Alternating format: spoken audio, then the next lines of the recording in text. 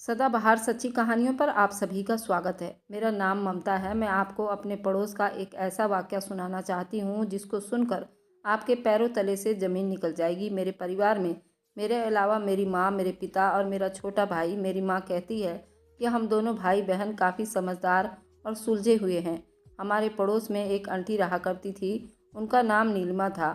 उनकी 3 बेटियाँ थीं और उनके पति भी नहीं थे, यानी कि वह विधवा और उनके पति की काफ़ी सालों पहले मृत्यु हो चुकी थी। नीलिमा आंटी को अपनी बेटियों की शादी बहुत फिक्र रहती थी। हालांकि उनकी बेटियां बहुत खूबसूरत थीं। वे हर दिन बस अपनी बेटियों की फिक्र में ही लगी रहती थीं। नीलिमा आंटी का हमारे घर पर काफ़ी आना जाना था। एक दिन रात को हम सब लोग टीवी देख रहे थे कि अचानक से नीलिमा आंटी के घर से चीखों की आवाज़ आने लगी। उनके घर से आती हुई चीखों की आवाज़ सुनकर हम लोग भी बाहर की तरफ आ गए। नीलिमा आंटी के घर के आगे काफ़ी सारी भीड़ इकट्ठा हो चुकी थी। न जाने उनके घर में ऐसा क्या हो गया था। आसपास के लोग भी उनके घर से जोर की आवाज़ सुनकर वहां पर इकट्ठे हो गए थे। लोगों से पता चला कि नीलिमा आंटी के घर में कोई लड़का घुस आया है। उस लड़के को देखकर तो हमें अपनी आंखों पर यकीन नहीं आ रहा था। यकीन आता भी तो कैसे, आखिर वह लड़का कोई और नहीं बल्कि हमारे मोहल्ले के ही स्कूल का एक टीचर था। वह लड़का काफ़ी होनहार टीचर था। उसकी उम्र 26 साल थी, लेकिन वह लड़का काफ़ी शरीफ था। काफ़ी सालों से वह हमारे मोहल्ले के स्कूल में बच्चों को पढ़ाया करता था। उसने तो आज तक किसी को बदतमीजी से बात भी नहीं की थी, मगर आज पहली बार नीलिमा आंटी के घर में उसकी बेइज्जती होते हुए हमने देखा था। सब लोग उसको स्कूल का टीचर होने पर अफसोस कर रहे थे। लोग कह रहे थे कि रात के समय खाली अकेली औरतों के घर में आना ये कोई अच्छी बात नहीं है, और कोई कहता कि उसने बहुत घटिया हरकत की है। सभी लोग इकट्ठा हो गए और उसे बुरा भला कहने लगे। किसी ने ये भी नहीं देखा कि उस रात क्या हुआ था, जबकि वह लड़का अपनी नज़र झुकाए हुए खड़ा था और कुछ बोल भी नहीं रहा था, जैसे कि वाकई में उसने कोई बहुत बड़ी गलती कर दी हो। वह तो अपने वजूद पर ही शर्मिंदा सा लग रहा था। मुझे उस लड़के पर बहुत तरस आ रहा था। मैंने गौर से देखा तो उसकी आंखों में आंसू नज़र आ रहे थे, लेकिन भीड़ की वजह से उसने वे आंसू अपनी आंखों से बाहर नहीं आने दिए। उसने किसी से भी सवाल का कोई जवाब नहीं दिया, बस सर झुकाकर वहां से चला गया। अगले ही दिन मोहल्ले के लोगों ने मिलजुल कर फैसला किया कि स्कूल के टीचर को स्कूल की नौकरी से निकलवा दिया जाए, मगर ऐसा होने से पहले ही वह लड़का अपनी नौकरी छोड़कर उस स्कूल से चला गया था। उस रात नीलिमा आंटी के घर से चीखों की आवाज़ आ रही थी। उसके पीछे की हकीकत को कोई नहीं जानता था। बस मेरे दिमाग में एक ही बात घूम रही थी, वह ये थी कि उस लड़के का सर झुका हुआ वहाँ से चले जाना। पता नहीं क्या हुआ था उस दिन, ये तो भगवान ही जानता है। मगर हम सबको नीलिमा आंटी ही बेकसूर लग रही थी। एक तो वो विधवा थी और साथ ही उनके साथ 3 जवान बेटियां भी थी। 3 जवान बेटियों को साथ में रखकर जिम्मेदारी से चलना कोई आम बात तो नहीं थी। नीलिमा आंटी के लिए भी ये सब कुछ बहुत मुश्किल था, मगर उन्होंने बहुत हौसले के साथ इसका सामना किया था। ऐसे ही धीरे धीरे बात यहाँ तक पहुँच गई कि अगले ही दिन नीलिमा आंटी हमारे घर पर आ गई। नीलिमा आंटी के चेहरे पर काफ़ी उदासी नज़र आ रही थी। पहले तो मुझे वह टीचर का लड़का बेकसूर लग रहा था, लेकिन नीलिमा आंटी की बेबसी और उनके व्यवहार को देखकर लग रहा था कि वह अपनी बेटियों के लिए बहुत ज़्यादा परेशान हैं। नीलिमा आंटी मेरी माँ से कहने लगी, बहन, अगर घर में जवान लड़कियाँ मौजूद हो तो उनकी माँ को अपनी बेटियों की बहुत ज़्यादा फिक्र लगी रहती है। उस टीचर को तो हमने बहुत नेक और बहुत ईमानदार समझा था। वह मेरी बेटी को पढ़ाने के लिए आता था, लेकिन उसने बहुत ही घटिया हरकत की। ये सुनकर मैं उन लोगों के पास से उठकर चली गई थी, लेकिन नीलिमा आंटी की नज़र मुझ पर ही थी, मगर मुझे उनकी बातें सुनाई दे रही थी। वे मेरी माँ से कहने लगी कि बहन, अगर कोई रिश्ता तुम्हारी नज़र में हो तो मेरी बेटियों के लिए ज़रूर बताना। मैं अपनी बेटियों की जल्दी से जल्द शादी करना चाहती हूँ। शादी हो गई तो कोई उल्टी सीधी बात भी नहीं करेगा, इसलिए तो जवान बेटियाँ देखकर हर कोई घर की तरफ उंगलियाँ उठाता है, और मुझे ऐसा कतई भी बर्दाश्त नहीं। माँ ने उससे कहा कि उनकी नज़र में अगर कोई अच्छा रिश्ता होगा तो वे आपको ज़रूर बताएंगे। माँ नीलिमा आंटी से कहने लगी, तुम बिल्कुल भी फिक्र मत करो, तुम्हारी लड़कियां तो वैसे भी बहुत सुंदर है और कम उम्र की भी हैं। उनके लिए तो आसानी से अच्छे रिश्ते मिल जाएंगे। तुम हिम्मत मत हारो, सब कुछ ठीक हो जाएगा। माँ उनसे बात करते ही अपनी एक सहेली को फ़ोन किया। उसने एक पंडित जी का पता बताया जो काफ़ी अच्छे रिश्ते लेकर आते थे। वह पंडित जी हमारे घर आ गए। माँ ने उनसे कहा कि अगर आपने तीनों बेटियों का रिश्ता करा दिया तो आपको इसके बदले में मुंह मांगे रकम दी जाएगी। पंडित जी मेरी माँ की इस बात से बहुत खुश हुए थे और कहने लगी वे कल ही कोई रिश्ता लेकर आएंगे। उन्होंने कहा कि आप जिनकी बेटियों की शादी करवाना चाहते हो उनके माता पिता को अपने घर बुला लेना। माँ कहने लगी लड़कियों के पिता तो नहीं है लेकिन उनकी माँ को मैं अपने घर बुला लूँगी। उन्होंने कहा कि ठीक है, आप उनको बुला लेना। मैं लड़कों की अच्छी अच्छी तस्वीर लेकर आऊँगा, उनमें से वे पसंद कर लेंगे। जो रिश्ता उनको सही लगेगा उसी के लिए मैं आगे बात चलाऊँगा। उन्होंने कहा कि मुझे पैसों की परवाह नहीं है, आप लोग बहुत भले लोग लगते हो, मैं कल आऊँगा। पंडित जी की बात सुनकर माँ को तसल्ली हो गई थी। अगले ही दिन पंडित जी हमारे घर आ गए थे। उनके पास बहुत सारे लड़कों की फ़ोटो थी। नीलिमा आंटी भी हमारे घर पे ही बैठी हुई थी। वह एक एक करके लड़कों की तस्वीरें देखने लगी। फिर एक लड़के की तस्वीर आंटी को बहुत पसंद आई। उन्होंने कहा कि ऐसा ही लड़का मेरी बेटी को पसंद आएगा। यही लड़का बहुत अच्छा लग रहा है।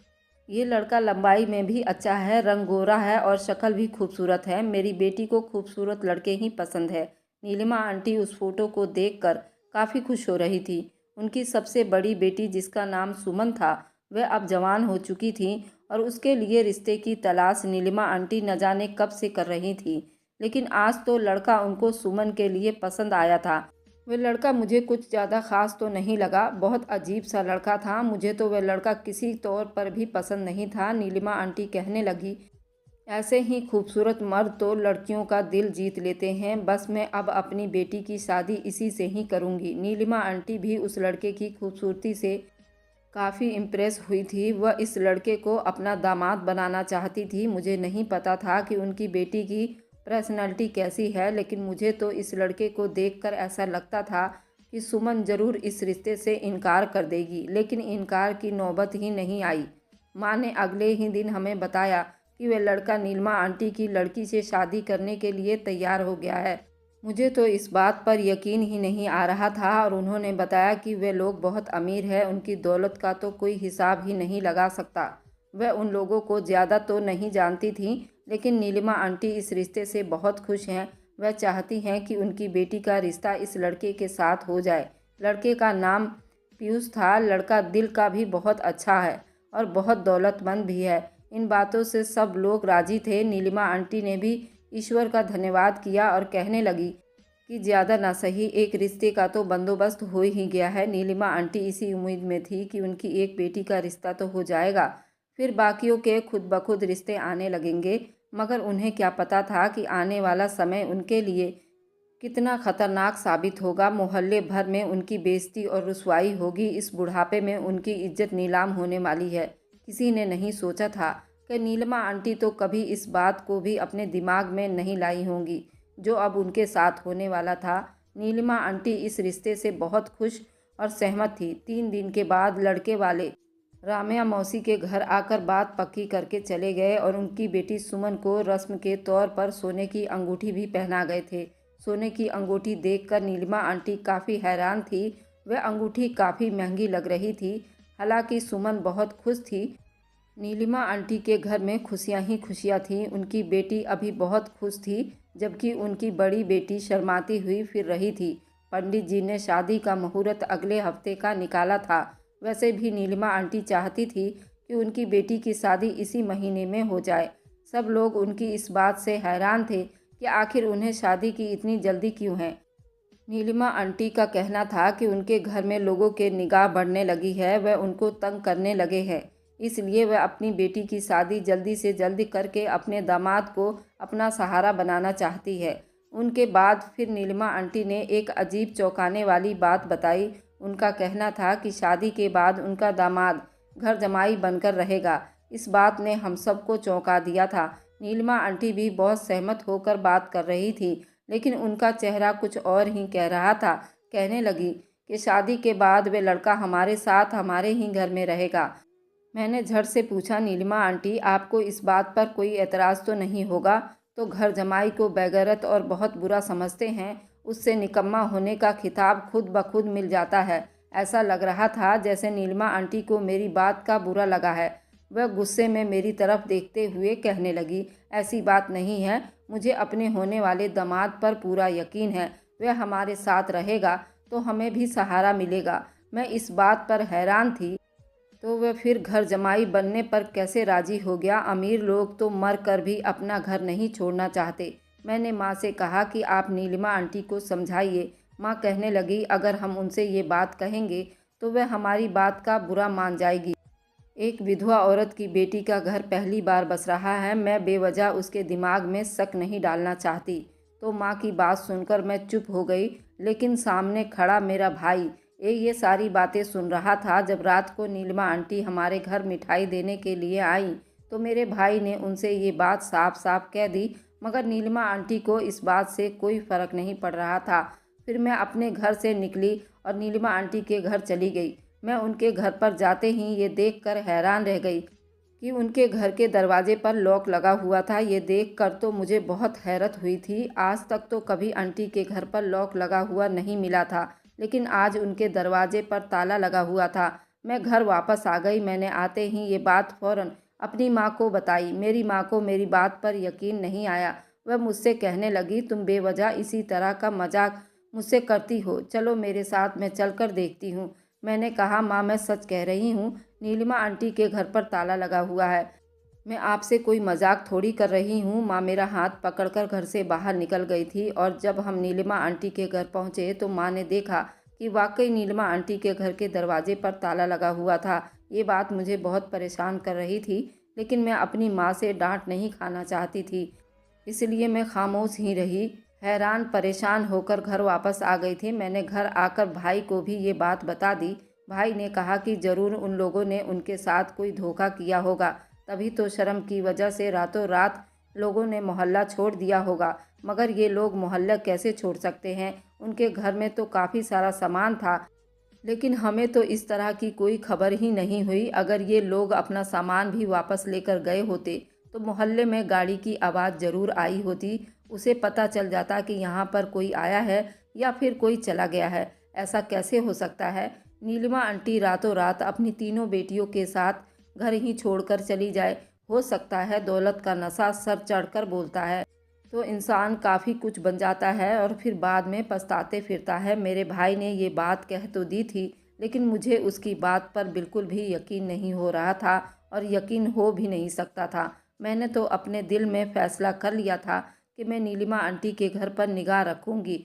हो ना हो वह इस घर के अंदर ही मौजूद होगी। हो सकता है वे बाहर नहीं जाना चाहती हों। शायद उनके साथ ऐसा हादसा हो गया है जिसकी वजह से वह परेशान है, या फिर वह दुनिया वालों के सामने नहीं आना चाहती। शाम के वक्त मैं अपनी छत पर खड़ी थी, तभी अचानक मैंने अजीब बात देखी। मैं नीलिमा आंटी के घर की तरफ देख रही थी कि एक काले रंग की गाड़ी आई और उस गाड़ी से एक लड़का उतरा।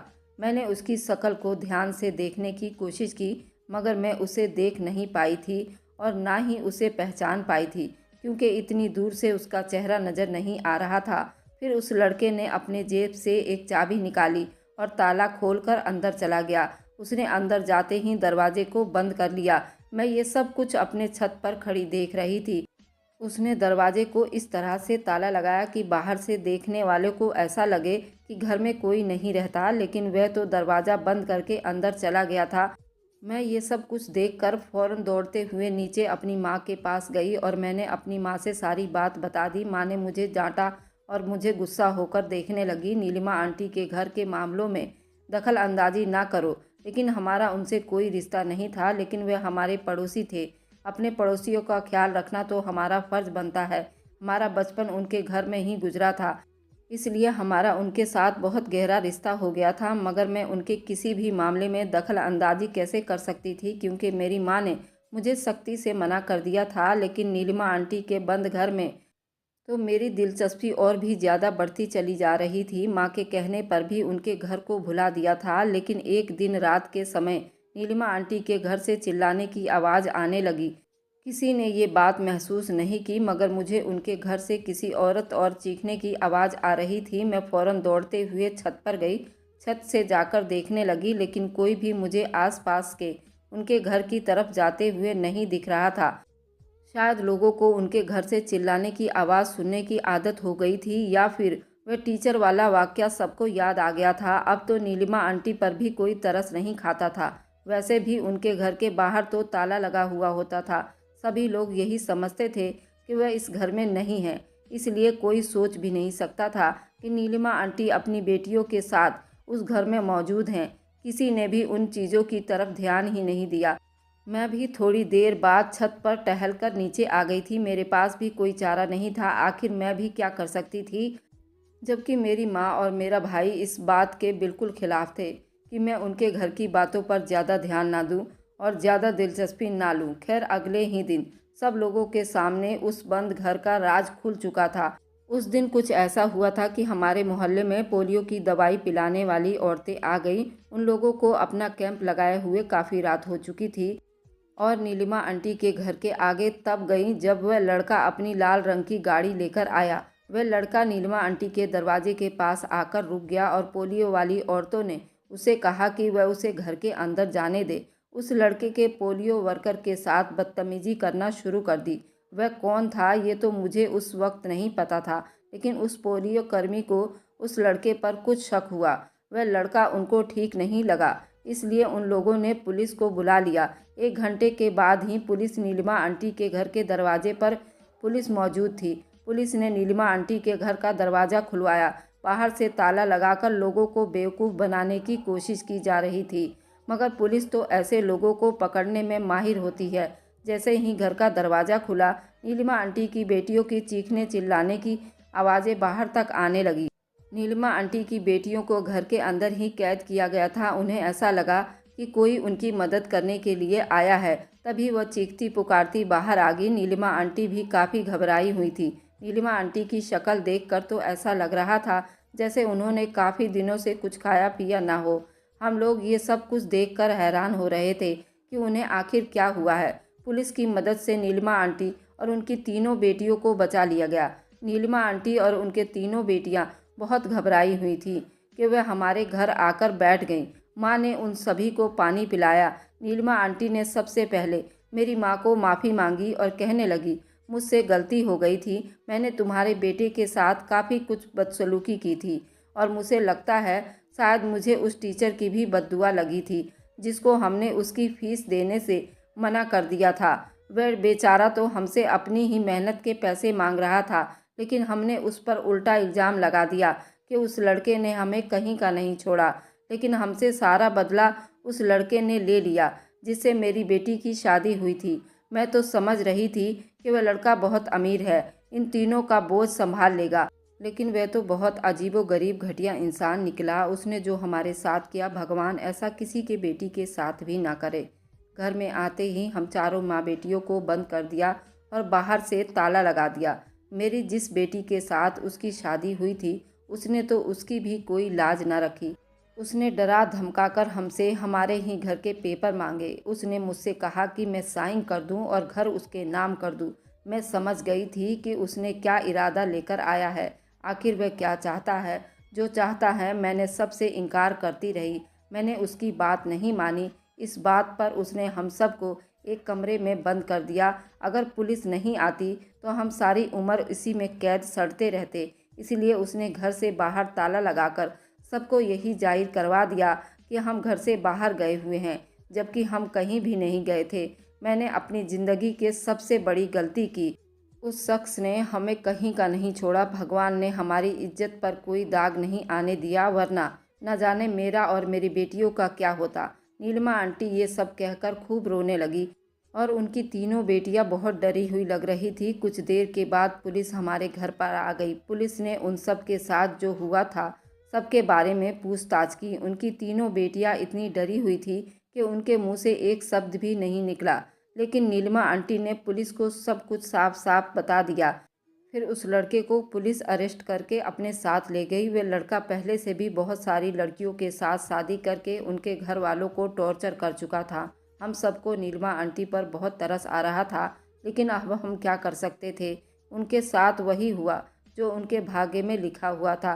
कहते हैं ना कि अपनी बेटी की शादी देखकर करनी चाहिए। नीलिमा आंटी ने काफ़ी जल्दबाजी की थी, जल्दबाजी में किए हुए फैसले हमेशा गलत साबित होते हैं। उस लड़के को तो सज़ा मिल चुकी थी, लेकिन नीलिमा आंटी के दिल में जो उस लड़के ने डर बिठाया था, शायद वह इतनी जल्दी उनके दिल से नहीं जाता। अगर आपको आज की कहानी पसंद आई है तो वीडियो को ज़रूर लाइक कीजिएगा और अपने दोस्तों के साथ शेयर भी कीजिएगा। और हाँ, अगर आपने अभी तक हमारे चैनल को सब्सक्राइब नहीं किया है तो ज़रूर सब्सक्राइब कर लें। मिलते हैं हम अपनी कल की एक नई दिलचस्प कहानी के साथ। मुझ पर सदा अपना प्यार और स्नेह बनाए रखें। सभी को मेरा प्यार भरा नमस्कार दोस्तों।